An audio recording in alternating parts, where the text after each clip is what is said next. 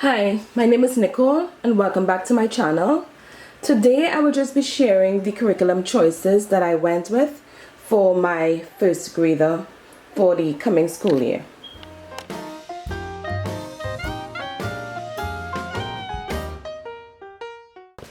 So this video is going to be just an overview of the curriculum choices that we are going with for this year for my first grader. Most of these books I have never used before, so I cannot give a review on them as yet.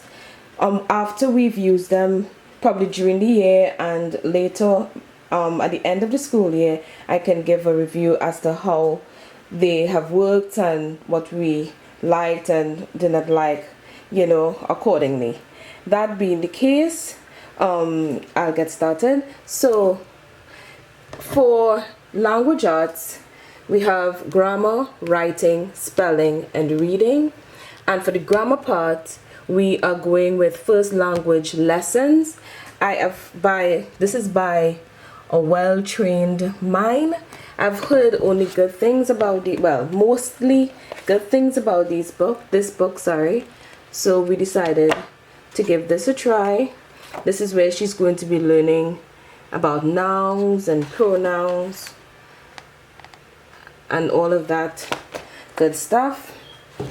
So that's for grammar. For spelling, we are going with writing with ease. It is also by a well-trained mind. So I think this is what I went with this book based on a lot of the reviews that I read up on the first language lessons. So this book here has both the teacher's manual and the worksheets for your child in one book. So what I plan to do is and I know I'm a little late, but life happened and I am running, I guess, a little close, but it is all going to work out. I am going to go this weekend, God's spare, to Office Depot, and probably have them separated. I did see a fellow homeschooler on YouTube that had that done, and I think that sounds like a really smart idea. So I will do that most likely this weekend. For spelling, I went with the All About Spelling program, and I have to cut out the cards. It comes with all the cards. It comes with a little bag so that you can put everything in, and these little magnetic letter blends and all of that. Now this I literally just got yesterday, and the reason being is that once I get to the math curriculum, you'll understand more. But I was a little unsure as to if I wanted to have two curriculum that was filled with a lot of tiny parts. So it took me a while to kind of make up my mind on this one, but I decided to go ahead and give it a try and see how it works out, because it sounds like it might be a really good program for her. So that was very last minute on my part, but that's what we're going with for spelling. Now for reading, my 6-year-old, she at this level, she's able to read majority of the time at the 3rd grade level. However, I am doing this book currently, where's my marker, with my preschooler, and I decided to have both of them do it. I'm actually doing it with them during the summer. I'll have a video, I'll upload another video sharing what I'm doing with them during the summer. But by the time summertime or the new school year comes around, most likely we might be, if not finished, close to finish with this. But this is what I'm going to be considering as her reading program. So more so, even though she can read, I'm having her do it with my preschooler, so that if there is anything that she might have missed, it would only be for her benefit. So I'm considering this her reading, and I stuck in there this reading achievement workbook that I had gotten on one of my last thrift. My daughter, she loves doing workbooks, so she's going to be doing that as part of her language arts program, her main curriculum program. Then I will move on to African American Studies. It will be mostly reading. So these two books to the top, Look What Brown Can Do and The Colors of Us, I intend to have, for us to read these two books a couple of times during the next school year. And since she reads, when she's picking out some of her reading books, I am going to be giving her these to kind of rotate in as well. And then this 100 African Americans who shaped American history through is more so for pulling out, like here I might pull out people, like main people based around holidays, and do little art projects with them. And that's how I will also use this African American history book. I will just pull out like topics from it and do it with them. So that's how we're going to start to gently introduce African American studies.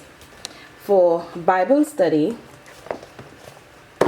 as a group, we're going to be using this Jesus Loves Little Children songbook, where I'll play the tape and hopefully we can learn. If they don't know all of them, hopefully by the end of the year we would know, if not all, most of the songs in this book. Then she'd be doing this Bible Hidden Pictures and this Bible dot to dot. These two I got at the Dollar Tree, so we'll be using that. And then we'll be mixing in there this Jesus Is My Guide book that I got at the thrift store. This book, you get to read like a little scripture, and then it goes through to tell you new words that you've learned, new thoughts, new things for me to do. So I really like this book. So we're going to be doing this very slowly. And then I'm going to start doing memory verses with her, where I think she can actually start to be able to remember verses. One other thing we'll be doing for our Bible study, like just a little bit here and there, is continuing with my Bible story book.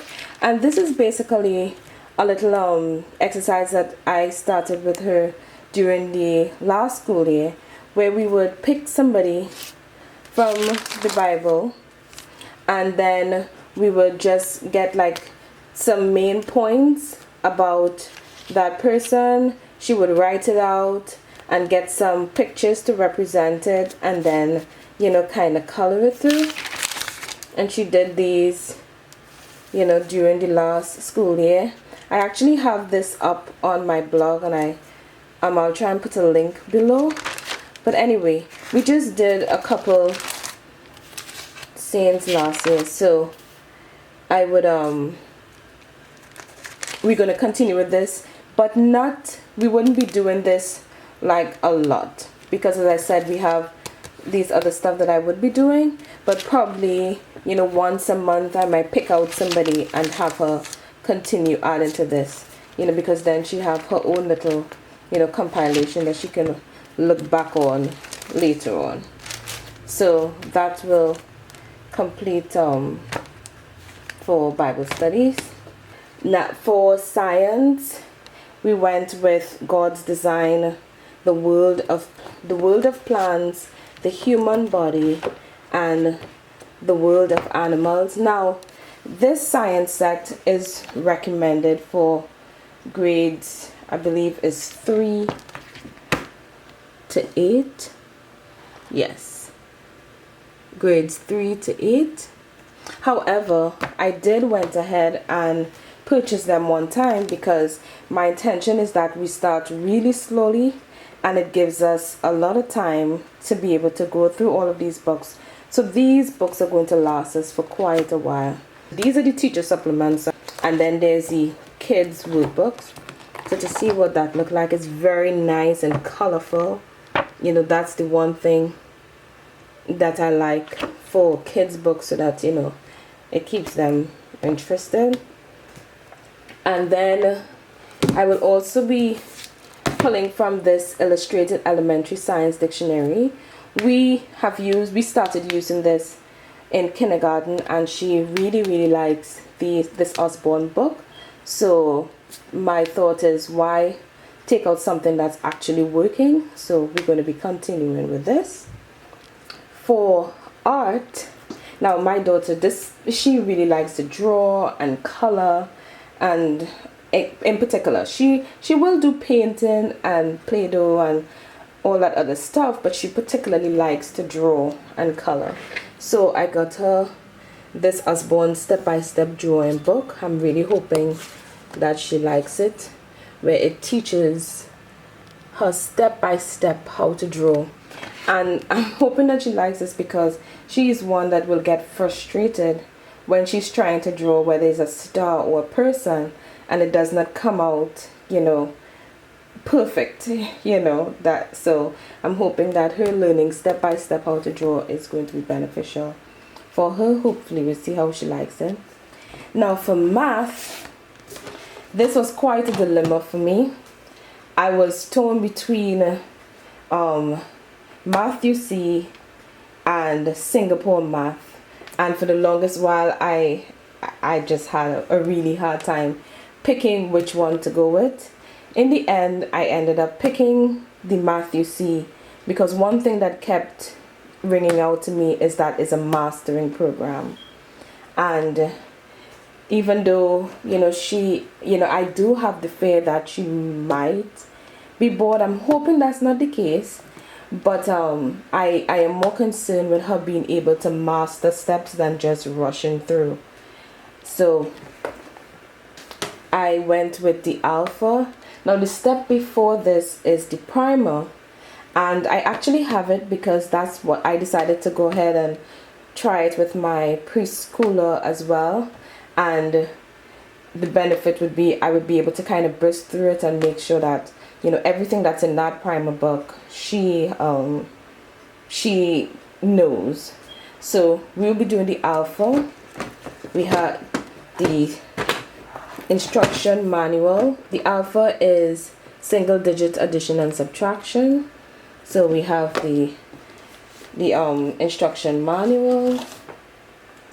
Then you have tests that you can administer to them, and this is the student workbook.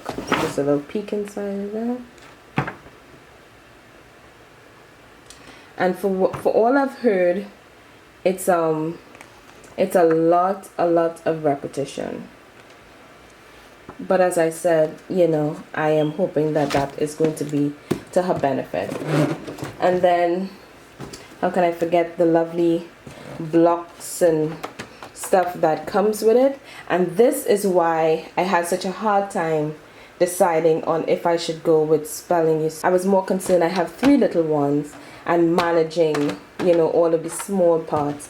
I am going to get a container from Walmart that locks, one of those little plastic tubs, to put this in.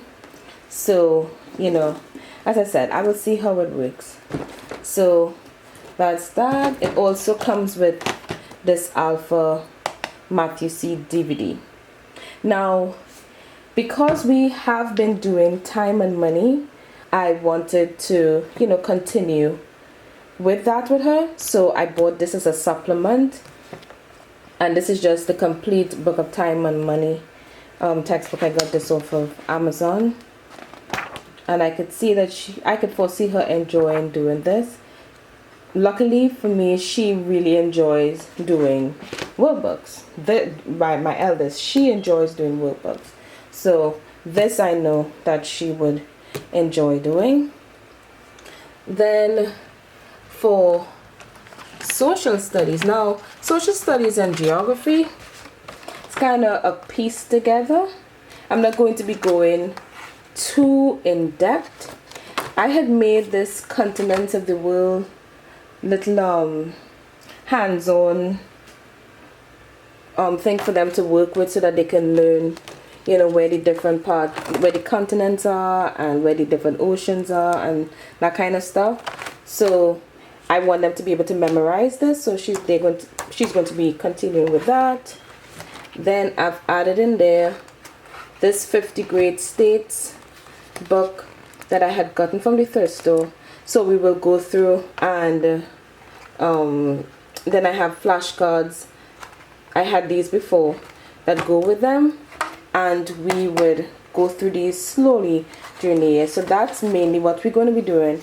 I also will be getting a DK geography workbook from Amazon, and I will put a picture on the screen. Unfortunately, for some reason it hasn't gotten here yet, but I wanted to go ahead and do this video. So that's what we're going to be doing for social studies and geography.